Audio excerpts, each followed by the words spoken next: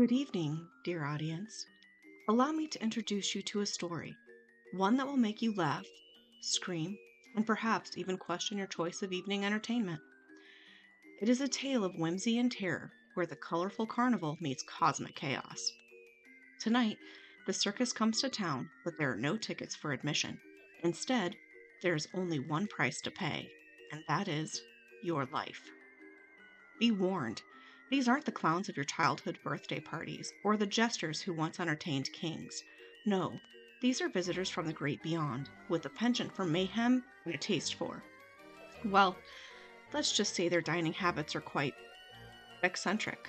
So sit back, relax, and enjoy a story that's sure to tickle your funny bone before it breaks it. The Midnight Laugh. The small town of Millbury slept peacefully under a blanket of stars. The streets deserted save for the occasional flicker of a street lamp. It was the kind of night where silence reigned supreme, broken only by the distant chirp of crickets. That was, until the stars themselves seemed to shift, and a bright, spiraling light cut across the sky. It crashed into the farmlands on the edge of town with a thunderous boom. But what emerged was not a fireball or debris. It was a circus tent, glowing with unearthly colors. The fabric shimmered unnaturally, poles twisting and turning as if alive. Old Frank Harrison, the farm's owner, was the first to investigate. Clutching a shotgun and muttering about teenagers and their pranks, he approached the tent. The warm glow spilling from its entrance seemed to beckon him closer. He pushed aside the flap and found himself face to face with the grinning clown. "Evening, stranger," Frank said nervously. "What's all this about?" The clown didn't answer, its head tilted unnaturally, the painted smile stretching wider than seemed possible. With a flick of its wrist, it produced a bouquet of bright flowers. Frank barely had time to chuckle before the flowers sprayed a stream of acid, melting the shotgun in his hands. Frank's scream echoed through the night, but no one was awake to hear it. Morning brought whispers of the strange light and the disappearance of Frank Harrison. Deputy Sarah James was the first to arrive at the farm. What she found made her stomach churn. The barn was coated in a sticky pink substance that glistened like spun sugar. Inside, she discovered a grotesque scene. Large cocoons of cotton candy suspended from the rafters, each pulsating slightly as if alive. Partner, Officer Ben Travers, arrived soon after. "What in the world happened here?" he asked, poking at one of the cocoons with a stick. It burst open, revealing the liquefied remains of Frank. Sarah stumbled back, her hands covering her mouth. This isn't human. This is something else. That evening, the clowns descended on the town, their whimsical weapons turning Millbury into a carnival of horrors. A balloon animal dog sniffed out victims while shadow puppets came alive to consume entire families. The local diner, the clown lured a child outside with a jack-in-the-box only for it to spring open, revealing razor-sharp teeth that devoured the boy whole. Deputy Sarah and Officer Ben realized the threat was extraterrestrial and scrambled to warn the town. They discovered that the clown's spaceship was vulnerable at its core, a pulsating, jelly-like orb at the top of the tent. The town of Millbury was no stranger to festivals and parades, but the chaos that descended on its streets that night was unlike anything anyone had ever seen. The Killer Klowns brought a macabre carnival to life, turning the once peaceful town into a nightmare of garish lights and twisted humor. A trio of clowns marched down Main Street carrying massive balloons filled with strange gas. They released the balloons, which floated into the air and popped with deafening booms. The gas spread quickly, knocking out anyone caught in the cloud.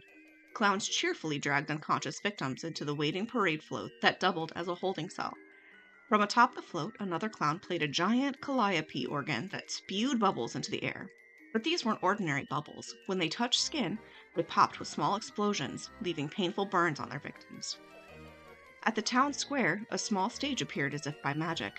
A cheerful clown stood behind it, manipulating marionette strings attached to two puppets resembling children. A crowd gathered, curious and amused by the performance. Suddenly, puppets came to life, leaping into the crowd and attacking with razor-sharp claws. As the onlookers screamed and scattered, the clown pulled out a massive, comically large mallet and began swinging it with deadly precision, flattening anyone who didn't flee fast enough. Elsewhere, another clown set up what appeared to be a harmless popcorn machine. It gleamed under the flickering streetlights, its enticing aroma wafting through the air. Curious passerby approached. only to find themselves pelted with an endless stream of popcorn that stuck to their clothes and skin. Moments later, the popcorn began to squirm and glow, transforming into wriggling, snake-like creatures with jagged teeth. They coiled around their victims, biting and constricting with terrifying speed. Clown giggled and clapped as the creatures dragged people into the shadows. At Millbury High School, a group of students barricaded themselves inside the cafeteria, pushing tables and chairs against the doors. They breathed a sigh of relief until a clown appeared outside the window, holding a towering stack of pies. It began throwing the pies with deadly accuracy, each one splattering against the windows and walls. The students laughed nervously until one unlucky boy touched the substance. His skin sizzled and melted, leaving only a puddle where he had stood. The laughter turned to screams as the clown smashed through the weakened doors, tossing pies like grenades and reducing the barricade and its defenders into steaming piles of goo. At the local theater, dozens of townsfolk gathered, hoping the large, sturdy building would protect them. Their hope was short-lived. One of the clowns entered, carrying a comically oversized flashlight, began casting shadow puppets on the walls. A bunny, a dancing man, a steamboat. The crowd laughed nervously, unsure of what to make of it, until the shadows came to life. The steamboat roared forward, consuming a row of people in its wake, while the bunny pounced on a group in the corner, swallowing them whole. Clown grinned, bowing theatrically as the crowd tried to flee, only to find the exits blocked by more clowns armed with confetti guns that exploded like shrapnel. Sarah and Ben drove through the streets, dodging overturned cars and fleeing townsfolk. They watched in horror as a clown rode a unicycle down the sidewalk, juggling human heads like bowling pins. Another clown drove a tiny car, chasing a screaming couple. It caught up to them and honked its horn. The sound emitted a shockwave that vaporized the couple on the spot, leaving only their shoes behind. Sarah swerved the car to avoid a group of survivors running from the clown wielding a giant lollipop like a mace. "We have to stop this," she said, her voice filled with determination. Ben nodded. "Then we head to the source. Let's end this circus." Welcome back, dear audience. I trust you're enjoying our little jaunt through the uncanny. Don't worry, the worst is yet to come. Our charming visitors from beyond have been most industrious, leaving trails of chaos and cotton candy in their wake, while thoughtful of them to provide a spectacle for the ages. But before we plunge into our thrilling finale, let us take a moment to reflect on clowns. These creatures of mirth and merriment, designed to entertain, have turned their jolly antics into tools of terror. I suppose it begs the question, who's laughing now? Clowns, certainly. Townsfolk, not so much. And what of our heroes? They are preparing to take center stage, armed with little more than courage and desperation. Will they prevail, or will they become the final act in this macabre carnival? Oh, how I wish I could spoil the ending for you, but alas, even I must keep some secrets. So, refill your popcorn, adjust your seat, and prepare yourself. The curtain is rising once more, and the clowns are eager to begin their final performance. The survivors stood at the edge of the alien circus tent, its shimmering walls pulsating like a living thing. Deputy Sarah James tightened her grip on her shotgun, her face grim. "This is it," she said. "We go in, we find that core, and we blow it to hell." Ben Travers adjusted the straps on his makeshift explosives. "Let's hope this plan works. If not, well, it's been nice knowing y'all." Inside, the air was thick with a sickly sweet smell, and the walls seemed to ripple as they moved deeper into the spaceship.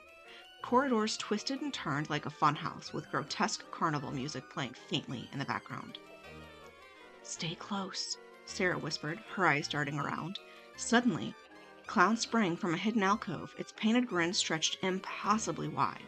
With a quick pull of the trigger, Sarah sent it flying backward, its body popping like a balloon and releasing a spray of confetti. "Keep moving!" she shouted. The group pressed on, navigating through chambers filled with horrors. Piles of cotton candy cocoons, strange machines pumping glowing liquid, and clowns preparing their deadly arsenal of pies and popcorn.